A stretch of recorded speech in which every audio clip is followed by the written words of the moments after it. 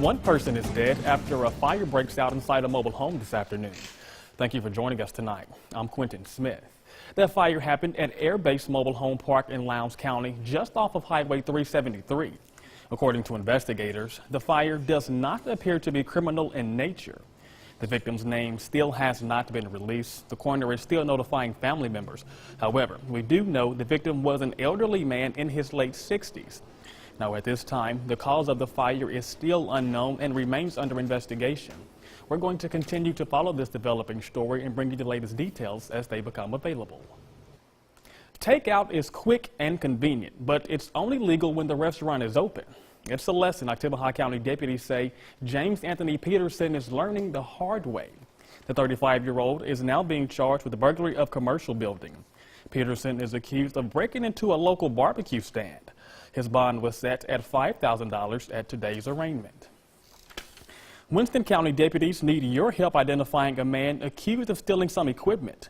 Investigators believe this man on your TV screen stole a trailer and other items about a week ago. One theft was reported on Bethesda Road, and the other was in the Four Corners community of Attala County. Now, deputies say the man, who's possibly in his late 30s or early 40s, could be driving this Nissan pickup. If you have any information, you're asked to contact the Winston County Crime Stoppers. The Monroe County Sheriff's Department identifies a person of interest in a string of break-ins in the county. Now they're asking for your help to find him. Investigators are looking for this man, Shadrick Ware, in connection with those crimes.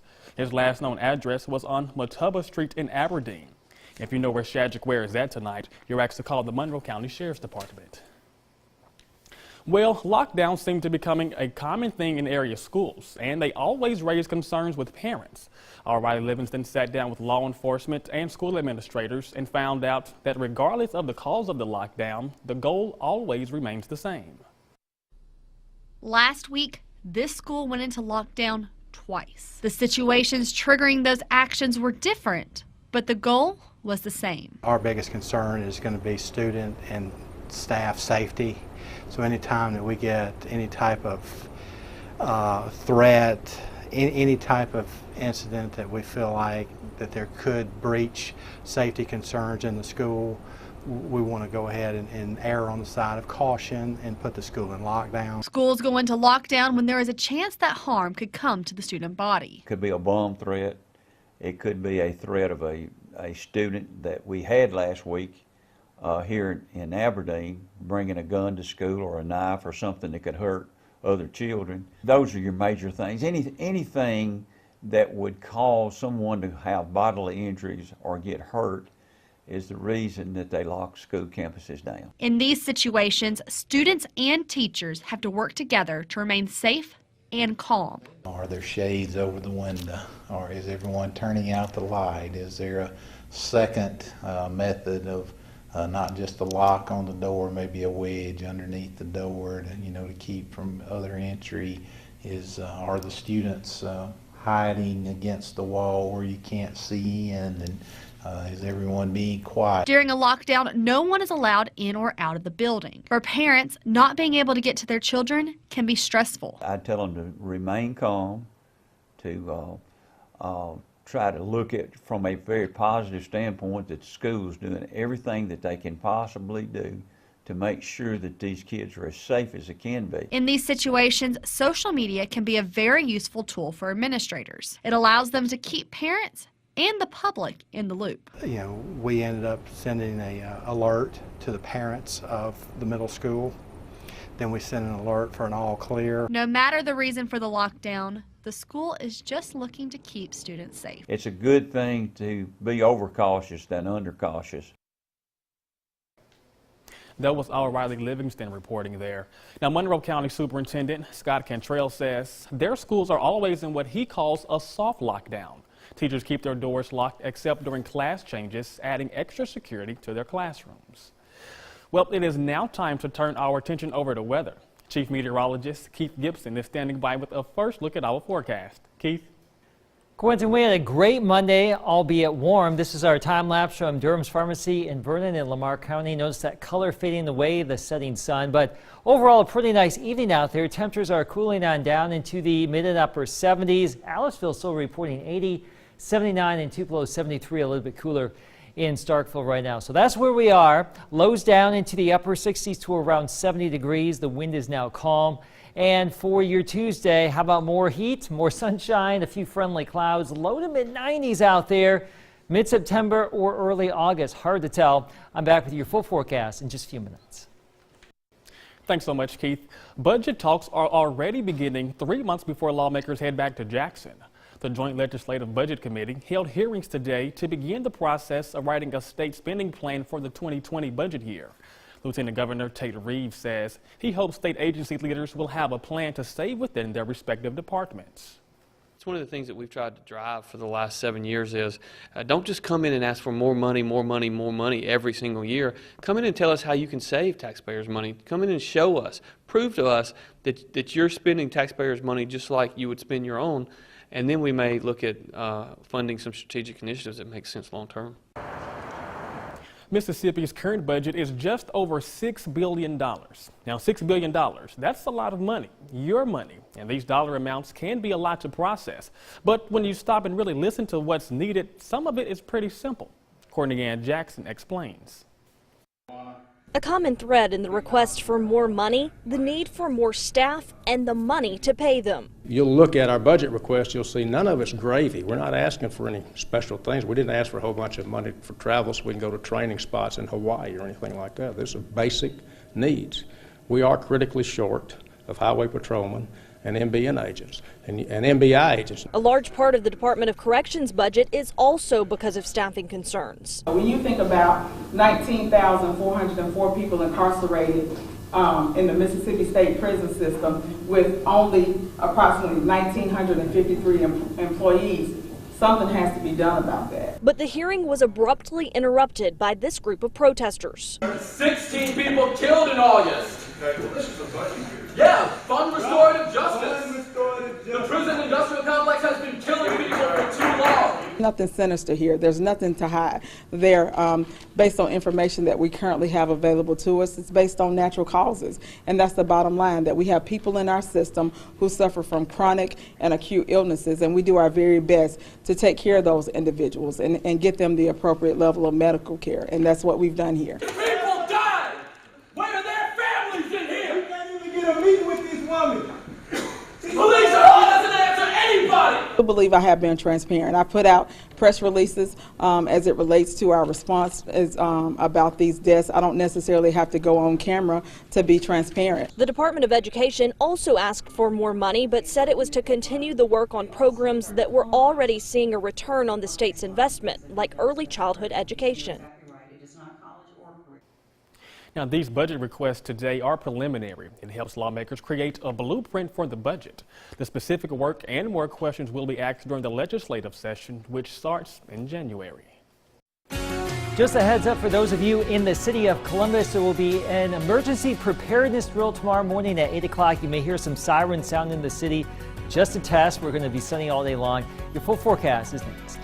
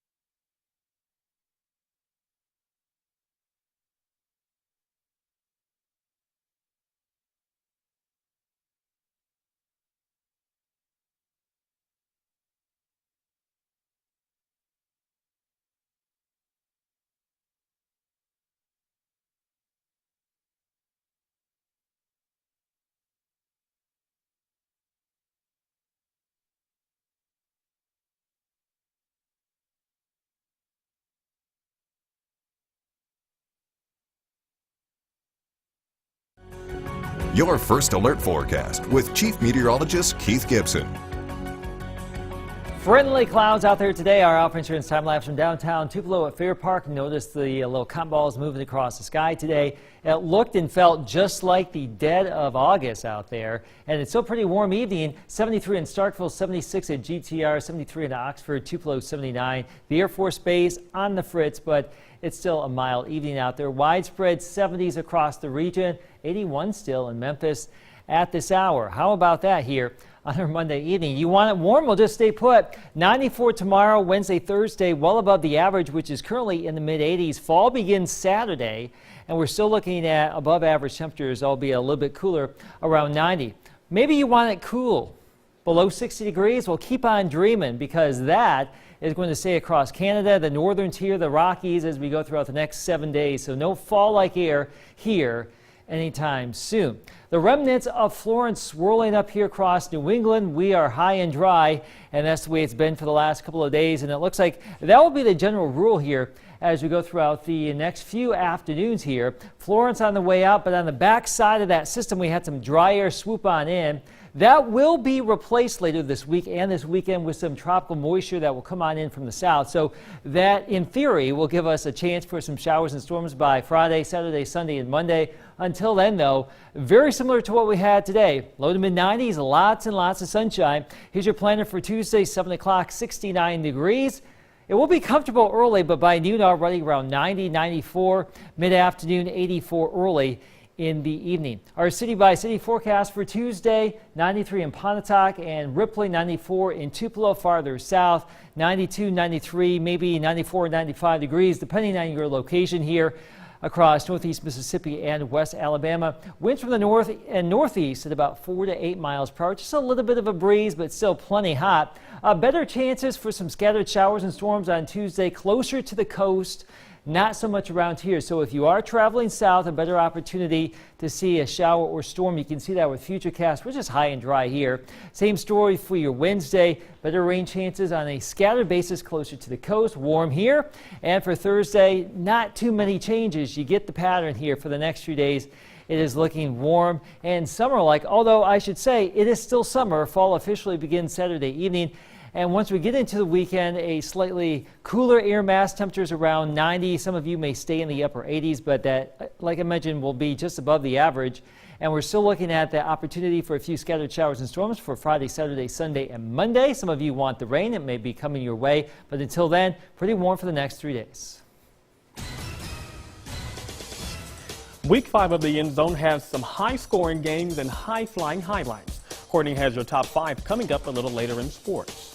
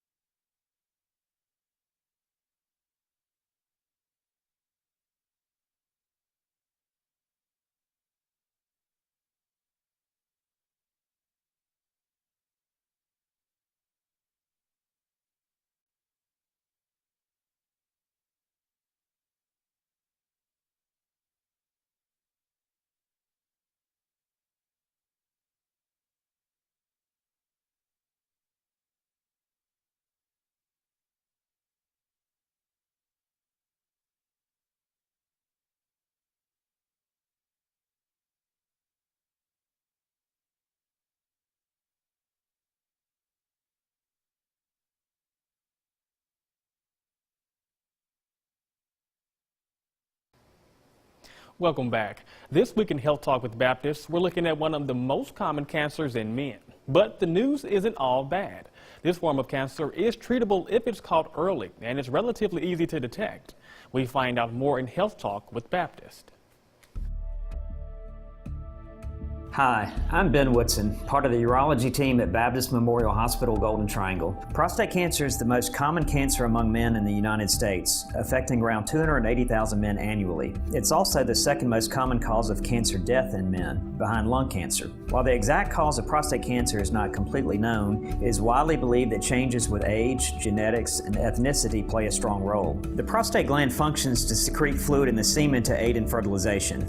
As men age, the prostate gland can begin to enlarge. In most cases, this process is not harmful, but it can lead to urinary symptoms such as difficulty with urination, going frequently during the day or night, and a weaker stream. Sometimes the prostate develops a cancerous growth, which may or may not be associated with an enlarged prostate. In most cases, there are no symptoms associated with prostate cancer because it's usually detected early. In advanced cases of prostate cancer, patients may experience blood in the urine, bone pain, such as in the hip or back, difficulty walking or paralysis from spinal cord compression, weight loss, anemia, kidney failure, urinary retention, which is the inability to urinate. Fortunately, today, it's unusual to diagnose patients with advanced or metastatic prostate cancer due to prostate cancer screening, and most of the time we're able to treat patients for a cure. Join us next time for Health Talk with Baptist when we'll discuss current recommendations for prostate cancer screening. Mail your topic suggestions to healthtalk@wcbi.com. Health Talk has been brought to you by Baptist Memorial Hospital Golden Triangle.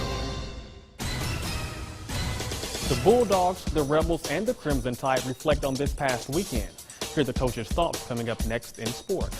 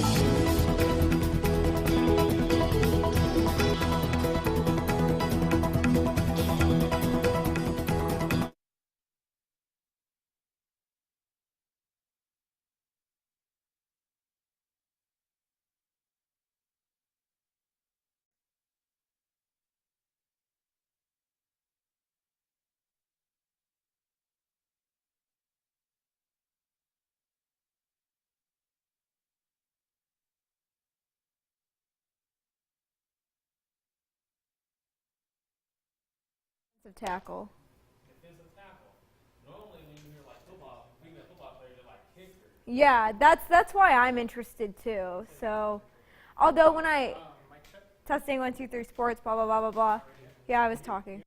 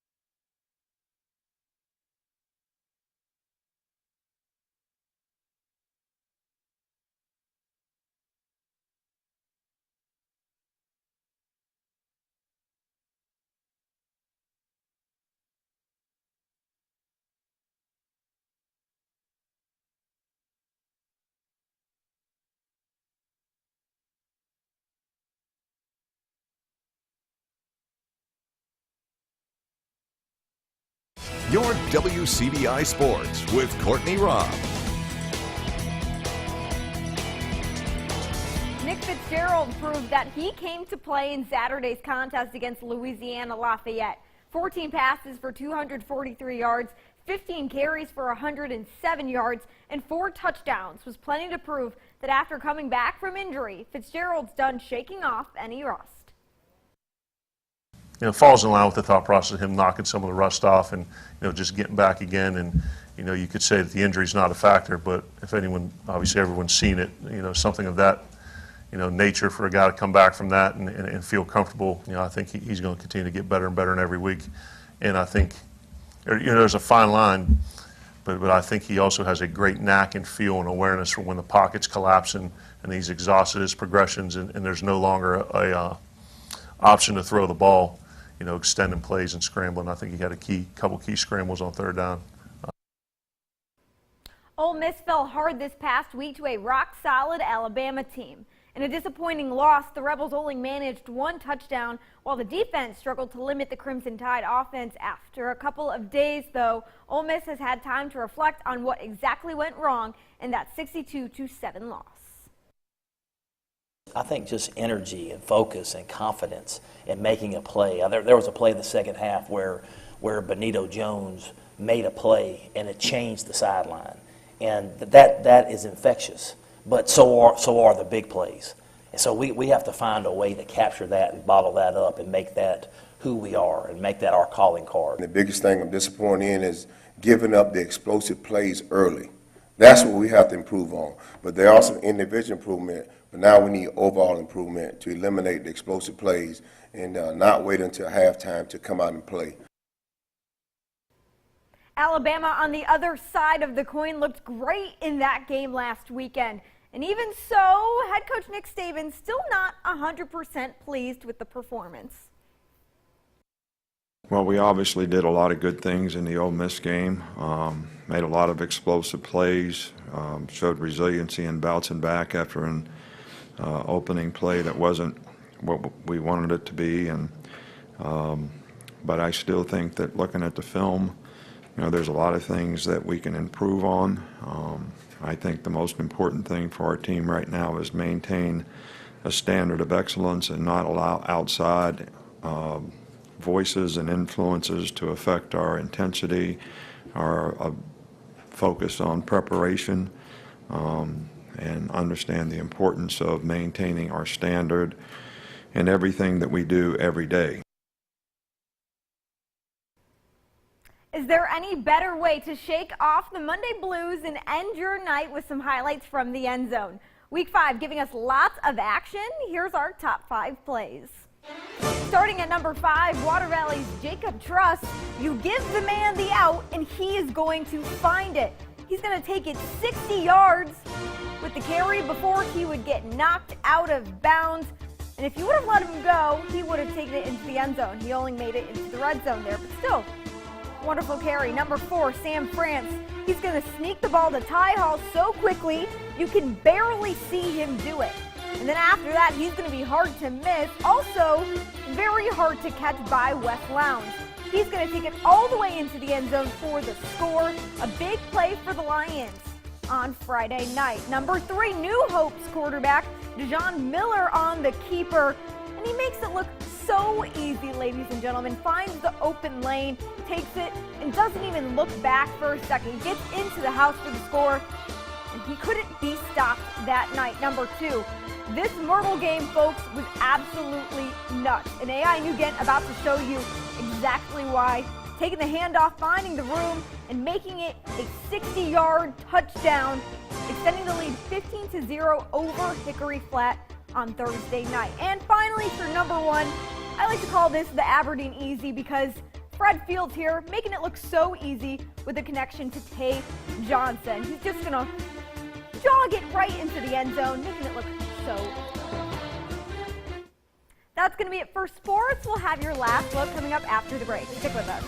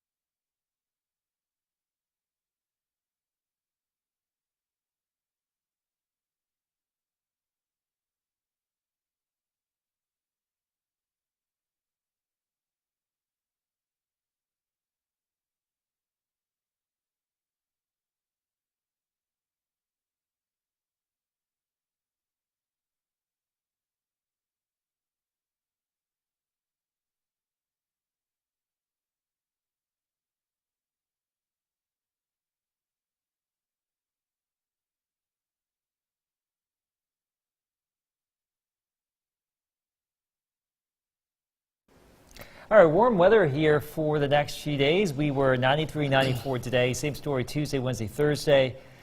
Soak it up. There will be a chance for a little bit of rain here by Friday, and for the upcoming weekend too, some slightly cooler temperatures, but that's still above the average. And Quentin, you're not a fan of this heat, but it's sticking around. When can I experience the fall-like temperatures? January. January? That long away? Let's hope before that. I can't wait. Have a good night, everyone.